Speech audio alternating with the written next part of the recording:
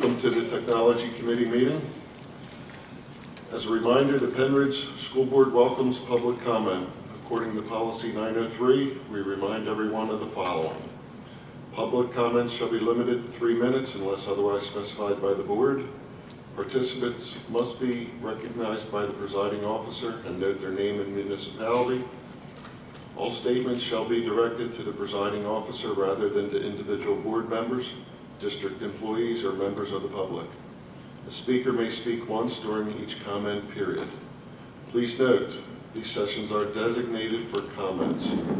To protect the confidentiality and privacy rights of all members of our community, the board encourages members of the public to direct any comments regarding particular individuals, such as students or district employees, privately to the superintendent or other appropriate administrator, or to communicate with the board privately by sending an email to psdschoolboard@pennridge.org.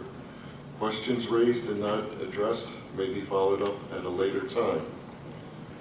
At this time, I'll open it up to public comment. Is there any comments from the public? Okay, see nobody.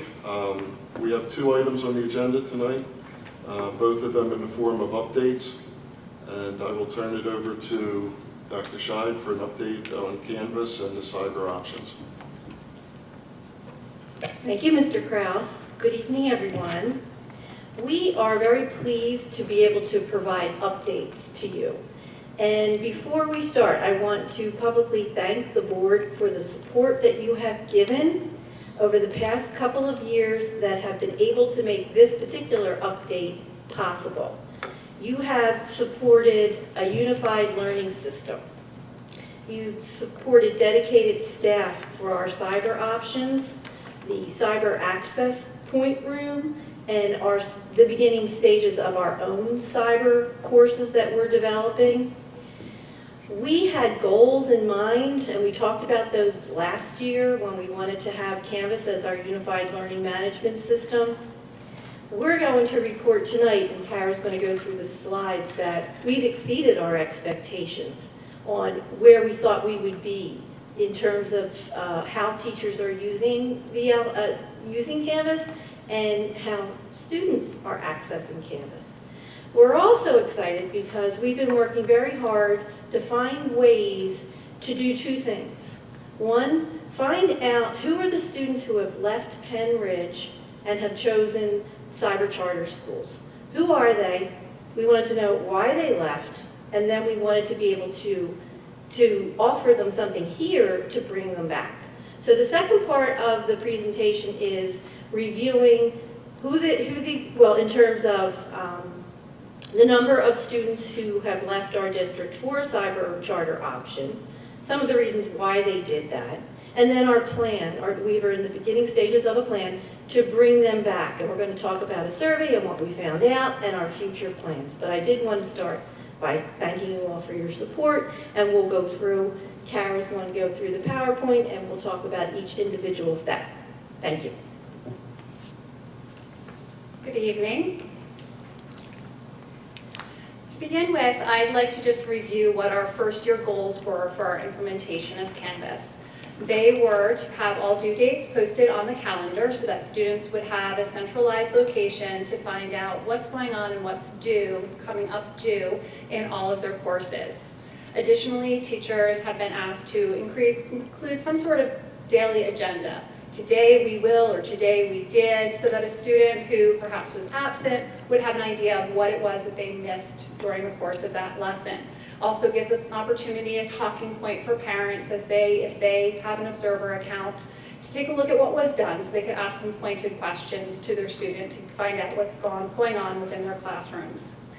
The third goal was the utilization of the syllabus page, which required teachers to upload their course requirement information, their school rules, class rules for the course within the syllabus feature that is part of Canvas. That syllabus feature then also creates an automatic running list of assignments that have been created within that course. And then the final goal was that when possible, handouts would be uploaded, other resources would be uploaded to the LMS, to Canvas. We have some supports that have been placed in the school in order to help our teachers utilize Canvas within this first year. First of all, I'm stationed in the CAP room, the Cyber Access Point room, which is room 307 in the high school, all day, every day for drop-in support, email support, phone support for teachers as they're using Canvas. Additionally, with our contract year 1 with Canvas, we purchased the tier 1 support, which allows teachers to chat online or call or email Canvas to get help 24 hours a day, 7 days a week. On Fridays, just about every Friday, I am sending out a Friday 5, which is 5 tips about using Canvas. One of the Friday 5s that I think had the most impact was when I was able to share 5 different stories or little vignettes of what teachers have been doing using Canvas. And what was so great about that is I got to highlight some teachers who were going above and beyond those 4 core expectations, but also gave another resource to teachers. Here's somebody who knows really well how to use the discussion feature in Canvas. I'm going to go talk to him or her. So those Friday 5s have been well received and a great way to continue communication and exploration into Canvas. And then I'm able to meet with departments or during faculty meetings as requested if there are certain departmental concerns or overall faculty concerns regarding Canvas. For students, once again, I'm in the CAP room all day, every day. If students are having issues, their teachers know to send them down to me, and I can support the teachers there. Every student was placed into a class of course in Canvas, class of 2017, class of 2020, depending on their grade level. And that course is primarily going to be utilized by class advisors and the guidance counselors and the assistant principal for that grade level to communicate information. But additionally, there is a module added to that course that takes students through some of the basics of how you use Canvas as a student. So students were provided with that access. Additionally, there is a help button on the green navigation strip of Canvas, which students have access to, that gives them a direct link into Canvas guides and also into that Canvas support, that 24/7 support that I mentioned that is also available for teachers. For parents, we released the Canvas Observer account information at the beginning of October. And since that time, we also have instituted an email address that's dedicated just for Canvas support. So far, I've gotten a total of 3 emails, so there hasn't been much of a need, but it's out there. The information about how to create an Observer account is on the high school website. Additionally, I presented at Ms. DeBona's principal parent meeting earlier or at the end of last month, and tomorrow I'll be presenting again at the superintendent's meeting that Dr. Radigan runs to give more information to parents. So far our results, as Dr. Scheid said, I'm really very pleased with everything that we've seen so far. We have some anecdotal feedback that I've shared with you. Teachers have been happy with the level of support. They know where to go to get help. They know that help is available to them live from me or through those supports that Canvas offers.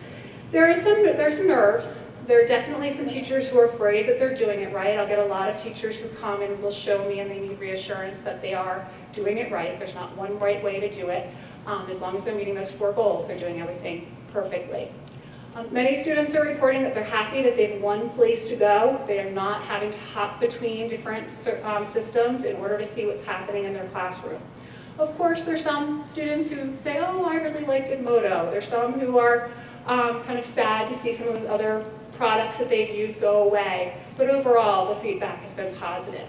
And parents, from the emails we've gotten from information at Back to School Night that was shared, and then even in the parents' meeting, especially the parents' meeting from Stabona, there were many high school parents there, and they were really happy that they have one place to look, that they know where to find all the information, and they reported that their students are really happy having that centralized hub for their courses as well.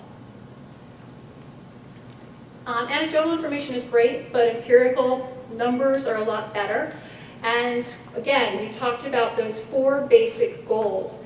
And for example, one of the goals was to upload documents when possible. And we can see that going as of November 3rd, 8,706 documents were uploaded to Canvas. So So that's more than just an occasional document being provided to the students through the Canvas system. Additionally, the discussion topics is really what blew me away. Discussion topics mean that teachers are utilizing this online discussion board that is built into Canvas. This is a great 21st century learning device because it allows for communication and collaboration outside of the walls of the regular classroom. Those discussions can happen at any point where students are sharing information and exchanging opinions about whatever the topic is that the teacher has provided. Within those discussion topics, students and teachers can include links to other articles and information, links to videos, they can add their own audio comments, and within those first few months, we had 1,314 discussion topics created.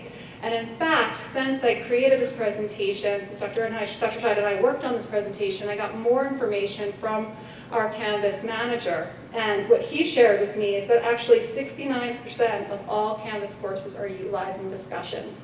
And that's just so phenomenal to me because, again, it's embracing that 21st century learning goal of communication and collaboration, and it's something that the teachers have felt comfortable enough with the system to venture into on their own. It was a part of their training, but it wasn't something that was stressed in those first year goals.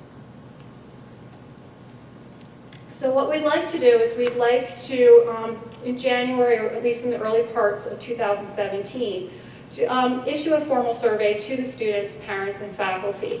And what I'm really hoping that we can gain from that is more insight into what went well and what perhaps needs to be tweaked for our year 2 implementation, and help to develop those goals for our second year. Right now, the goals are school-wide.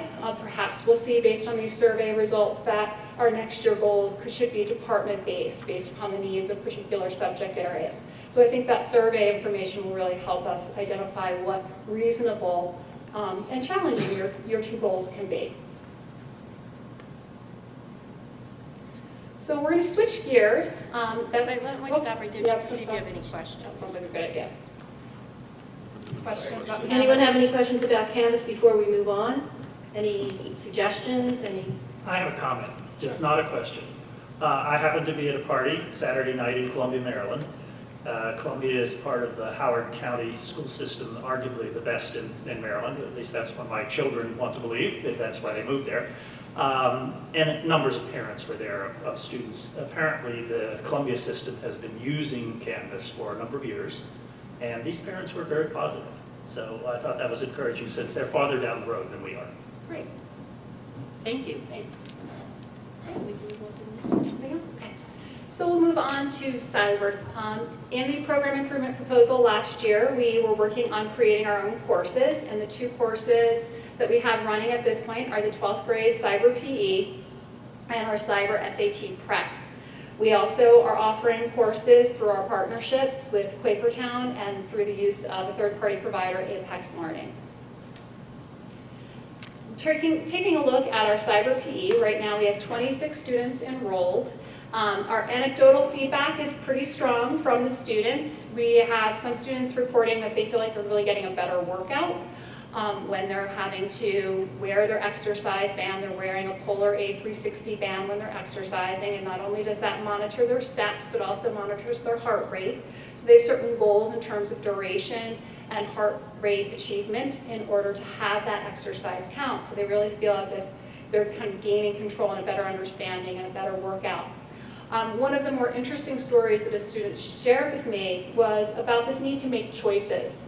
And I thought her story really kind of highlighted the vision for the Cyber PE class as students are venturing into adulthood.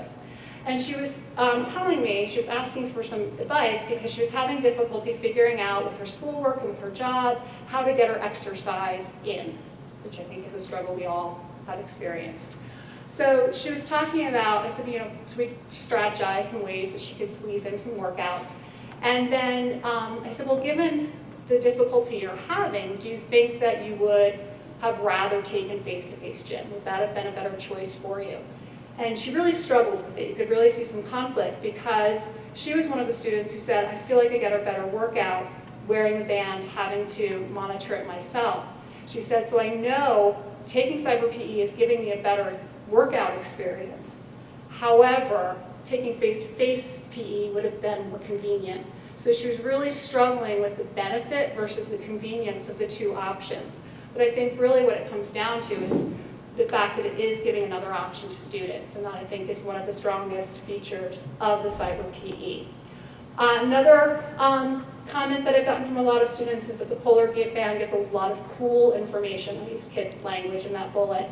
I had a student talking to me about monitoring her heart rate and how she was sitting and she was upset and she was watching her heart rate on her polar band and she was doing deep breathing exercises trying to bring her heart rate down. She had a new awareness of her body and how to handle stress, and she was implementing strategies in order to bring her heart rate down and get that feedback from her watch, which is also a great strategy and life lesson.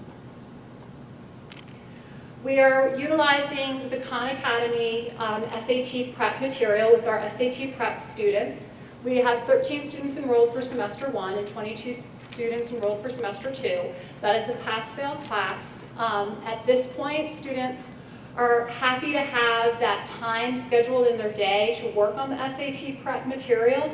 Yes, they know they could be doing it on their own outside of school, but they know the reality of scheduling that in their own lives would be a struggle. So they're happy to have that consistent time within class in order to work on SAT prep. Khan Academy material, it's good. It's not so interactive, so that's one of the pieces of feedback that we've gotten.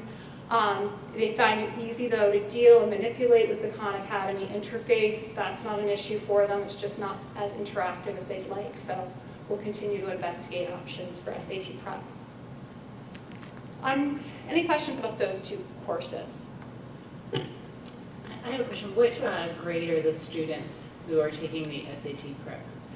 A variety of grades. Most of them are juniors. Most are juniors. I have one sophomore and I have one senior this semester. I don't know about students for next semester. Okay, and so and it's scheduled as just during a regular class time? Exactly. Okay, so they have it every day for the Every whole day semester? For the semester, yes. And do they go to the CAP room? They do. Okay, Mm-hmm. all right, thank you. Mm-hmm. Anyone else? Actually, I do have one other question. Sure. What is what's the summative assessment that they have to determine if they've passed or failed, or is it just that they've done a certain amount of work? How do you determine? They have to do 20 questions of SAT prep every period that they're there. So that takes them about 40 minutes to go through that set of 20 questions that Khan Academy prescribes for them for that practice period, and it's prescribed based upon their pre-test results, or for those students who took PSATs and were able to link to the College Board, it gets prescribed through the feedback from their PSATs. So that takes them those 20 questions take them about 30 to 40 minutes. And then they also are given, through our vocabulary.com subscription, they're given a bank of words to work with for 2 weeks that they have to get mastery on. And whatever they get at the end of the 2-week period is what gets recorded in PowerSchool to help generate that pass-fail status. I just have a brief question. Sure. Do we have a contract with Khan Academy? Is that easily, can we opt out of that? It's a free easily? resource. It's a free resource. Khan Academy's materials are all free. Okay. And what's really intriguing about the SAT prep material is that they worked hand in hand with the College Board to design materials that would support this new version of the SAT. And you think there's better versions of this software out there? I think the Khan Academy is new. I've been following a lot of the discussion boards of Khan Academy seeking feedback. In fact, I filled out one of the surveys about feedback, allowing for more oversight of the teacher to see exactly what skill progression the student's going through. There's not as much of that data available to the teacher as there are in some of the other Khan products. Okay. Yeah, that seems important. Okay, thank you. Mhm. Okay, so we're going to switch gear and talk more about, instead of our students who are taking courses that we've developed is just part of a blended day, looking at our students who are taking part in either our partnership with Quakertown or our courses for Apex. And as you can see, we currently have 9 Pennridge Cyber students who are either taking a full-time cyber load or one course, or somewhere between one, over one, and not quite a full load. Sorry. Were you going to say something? Well, just to preface it, that this is really, we're really trying to make the point of, with the cost analysis, to see kind of the money saved by creating our own courses or offering courses through Quakertown or Apex versus when the students leave Pennridge. So I think, I just wanted to preface that this is really what we're looking at here, is the cost differential. Right, as we begin to try to expand our programs and offerings in order to perhaps entice back some of those students who have left the Pennridge system and gone to a cyber charter school. So taking a look at those 9, out of those 9 students who are either taking one Quakertown class, a few Quakertown or Apex classes, or are full-time cyber, we can take a look at the breakdown of costs. There are 4 students who are full-time, who are taking full cyber course loads. If they are using our most expensive option, which would be to take all of their courses through Apex, each student would cost the district $4,200. However, if that student were to choose to leave the district and go to a cyber charter school, assuming the student is a regular education student, the school district would be paying to the cyber charter school $10,581. That would be the per pupil expenditure that is allocated out to a cyber charter school. So for every student that we are able to maintain through the options that we have right now, we are retaining $6,381 for the school district. So looking at those 4 students, multiplying it out, our total cost avoidance is $25,524. Those numbers clear? So what we want to do is we want to start to look at those students who are attending cyber charter schools. What I did is I gathered up the bills that came into the office in order to kind of do an analysis of what is the breakdown, and the chart that you can see now gives you an idea of the number of students at each grade level who are currently attending a cyber charter school. And you can see it runs 0 is kindergarten all the way through 12th grade, with our highest concentrations at the high school, upper middle school, and high school level. So if we were to take a look at our current numbers, we have 60 regular education students who are cyber charter school students. So that costs the district a total of $634,287. We have 8 special ed students who are in cyber charter school. Their per pupil expenditure that is sent to the charter schools is higher. It's $25,214.10 for a total of $201,712.80. So we can see that our total cost for cyber charter students to the district right now is $835,999.80.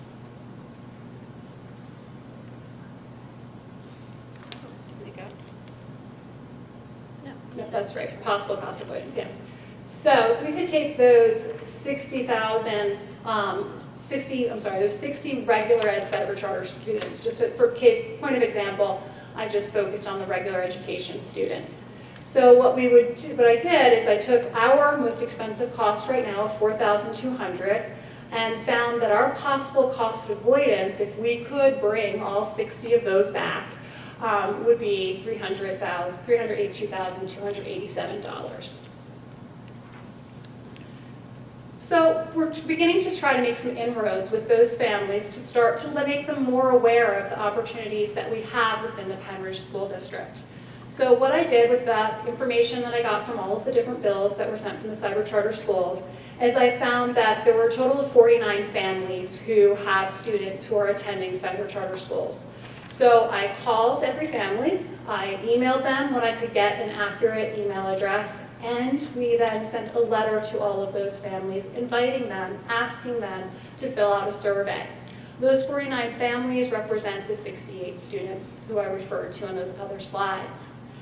11 families completed the survey. So from that information, we found some good information, I should say, from those surveys.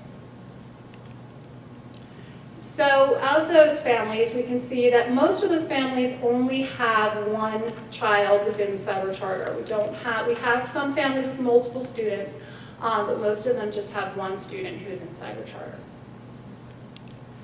We also saw that most of our parents who responded their students did go to Pennridge face-to-face Pennridge schools before entering into cyber charter. This number is probably the greatest, the most exciting piece of information in terms of trying to build our program. And what this showed was that about 81.8%, which was 9 families indicated that they would be interested in learning more about having their student take part in a full-time online program through Pennridge that would lead to a Pennridge high school diploma. There wasn't as much interest, but there was some significant interest in a blended program, a situation where students could take some of their classes face-to-face and some of their classes online. So what we're looking at here is if we look at those 9 students who perhaps were interested, the parents said, yes, I want to learn more about Pennridge options. If we could bring back those 9 cyber charter students, we would have a possible cost avoidance of $57,343.05. So definitely a nice start if we could repatriate those students back to our system. So at this point, what we'd like to do is to use that survey information to invite parents of these cyber charter schools students back to the high school to come in for an open house in the CAP room and to learn more about our offerings. We also are going to continue to offer our full and blended programming to keep current Pennridge students as Pennridge students. We really want to avoid losing any more students to cyber charter schools. So we're really working hard to make sure to maintain students. If guidance counselors or administrators hear about students who are thinking about going to a cyber charter school, we're making sure to provide them with information about our offerings to help them as they make that decision. We also want to investigate the possibility of providing Pennridge courses online to support student scheduling options should they be able to take additional courses down the road. So really beginning to develop our own bank of courses, and this is kind of where Canvas ties into this, be creating our own bank of courses that we can have that are taught by our teachers using our curriculum and our materials in order to offer online classes for all students as well. And that's the last slide. And I will have to, thank you, Cara. Just to let you know, at the beginning of the school year in September and into early October, I would receive at least 1, sometimes 2 phone calls a week from either a school counselor, a principal, or a parent saying, I need a cyber option for my students for various reasons. So it is not, I just wanted to let you know the process isn't, oh, you want a cyber program. It doesn't work like that. So what we do is we really bring the families in, talk about some of the issues that the student may be having. Sometimes there are alternate solutions so the students don't take these courses because for one reason they may not be a good match and we know that they probably wouldn't be successful. And sometimes we just have an alternate solution for them and we're able to provide the supports they need to keep them here. But it's an ongoing issue, so as we try to build our program, which was the goal from the beginning, so that they will come, we also know that there is a possibility that we can bring families back. So we're excited about having that open night at the high school. And then we'll report back on the success, hopefully, of that event. Does anybody have any questions or comments? Well, a comment and a question. I'm really glad to see us diversifying ourselves. Doing things to make education more tailored to each student and offering this. So that's wonderful. I just was curious if any of the no's, there were 2 families that said no, they wouldn't consider coming back. Did they elaborate? Was there room for them to elaborate as to why? There was some room. The one parent indicated that, I believe, I'm going to say she, that her children never were a part of the public school. They had not been part of Pennridge, that she had always believed that homeschooling was the best option. There was another parent who indicated that their child is a senior, so they're not going to make a change, obviously, at this point. So those were the two no's that were from those 11. Do you have any data on the longitudinal data on the cyber charter school students, the number thereof? I We don't. don't We don't. know. We don't, but In terms of the number, whether our population is It's growing. growing. I mean, obviously, the overall number of students in charter schools has grown over the years dramatically. Right. But I don't know whether that's also true of the cyber option, since that's been available. Right, I don't know that. We'll look yes, at those numbers for you. We'll find that for you. I have a question. You said that in the one slide, it showed that 4 of the families had more than 1 student, right? 2 families had 2 students, and 2 families had 3 or more students in cyber charter school. So I was just wondering if the ones who answered, you had it only as 9 students who might attend, but so were they only the single student families that said I that? do believe that they were. I believe that the families who had the multiple children, and I can go back and provide you with a better answer for that, but I believe the families who had the multiple children were the family that had always had their children in a cyber experience. But it's still, yeah, but at least 2 of them had multiple children, so it'd be more than 9 students, because there were 4 families that had multiple I can go back children. and look at that answer for you.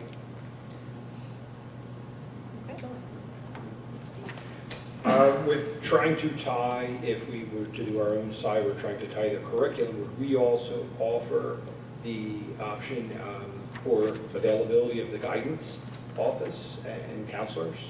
Would that be available too? Yeah, for our cyber charter school, Correct. if we had cyber students, yes, they're able to use all of our services within the district.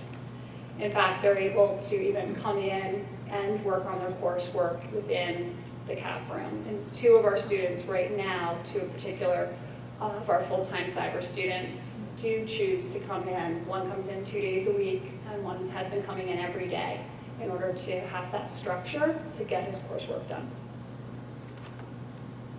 My question's kind of on the same lines. Do you encourage them, I imagine the families know that they have access to all the activities here at the school too, right? The teams and drama, all that kind of thing. Do you elaborate on that for them to make sure that they're aware of it, encourage them to be involved? Yes, for our current students who we have, I made a point of making sure, they're all high school students, made a point of making sure they knew when the activity fair was at the beginning of the year. I sent them all electronically, and those that I saw, because I did see quite a few of them at the beginning of the year to get them acclimated into the systems that we're using. Gave them all a paper copy as well of all of the offerings of the clubs and various activities that are available at the high school. So yes, that is definitely a point that we make with all of the students. And the name of that thing is escaping me. That we saw the presentation on the other night for the 9th graders. The incoming, we're going to do that orientation. What? Link Oh, crew? Link Crew? That's new. Right, so would we, for our 9th grade cyber students next year, would we have them participate in that as well? Like, make sure that there was how the kids here are going to have a mentor student that's older than them? Would we assign mentors to the cyber people? Well, our goal is to have them participate in everything that a student who attends here does. So an outreach, as this outreach plan continues, that would be part of it.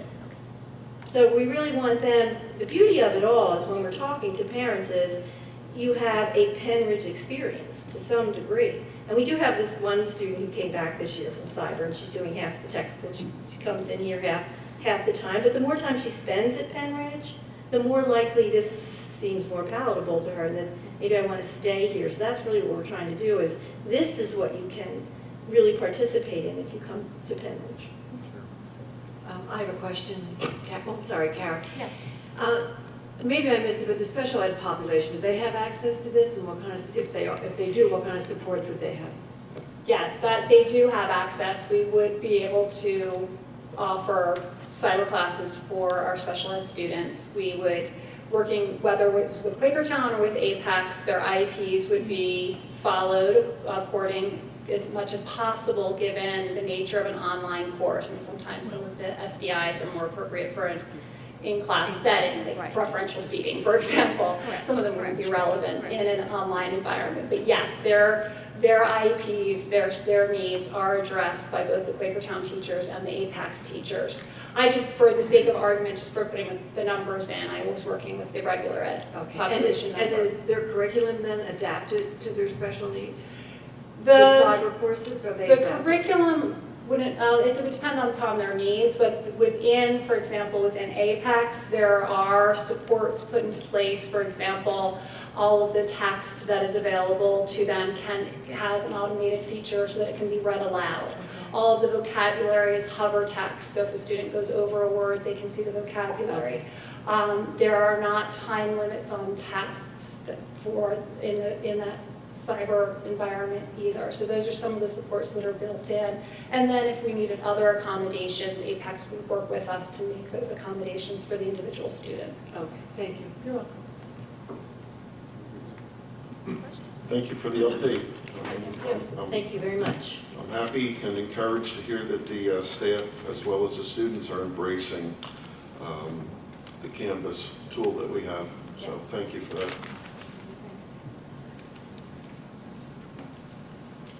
So next update is Diane Miller, an update on the Naviance. Good evening.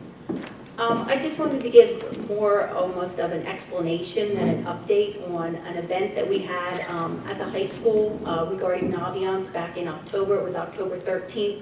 Some of your students were probably involved in trying to utilize the system Naviance. So during the activity period of that morning, which begins at 7:15 and goes to 8:05, the students were all supposed to log into Naviance, which is our college and career readiness program that's utilized through the district. They were supposed to log in. I think they were supposed to put in 2 goals. I think they got in pretty good, or most of them were getting in, and then all of a sudden help desk tickets were coming in and they couldn't save their goals or they couldn't log in. They were getting internal server errors. So we dispatched a couple texts to the classrooms that were saying they were having problems. We started monitoring our network to make sure that 2,400 students hitting the network were not blowing the network up. The network traffic was fine. So then I called Naviance themselves, and they were actually the root of the issue.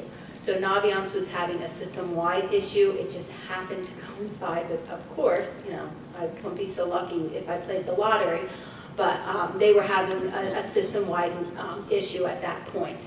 Their system-wide issue went from about 7:30 till about 8:15. We went from 7:15 to 8:05. So I did call them back then and I asked, we had 2,400 students hitting their system. Did we do anything to blow their system up? And the support woman that I spoke to at that point very kindly told me, we can handle hundreds of thousands of users. So she said we really could not bring their network down. But I just wanted to make sure. And I know there were some questions, I've had some people approach me and say, oh, our network couldn't handle it. And I just wanted everybody, we spoke with Mr. Krause, getting the agenda together, just wanted to let everybody know that it really was not a Pennridge problem, that it was a Naviance problem. So just a little update there. So any questions on that, or?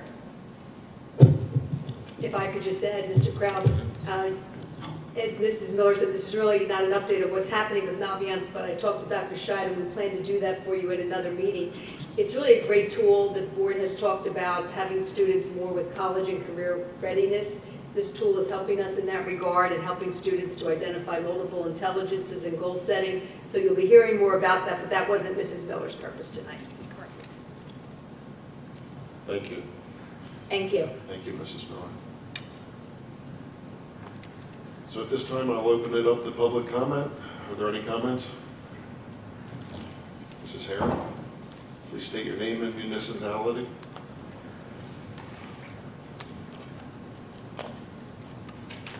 Diane Herring, Hilltown Township.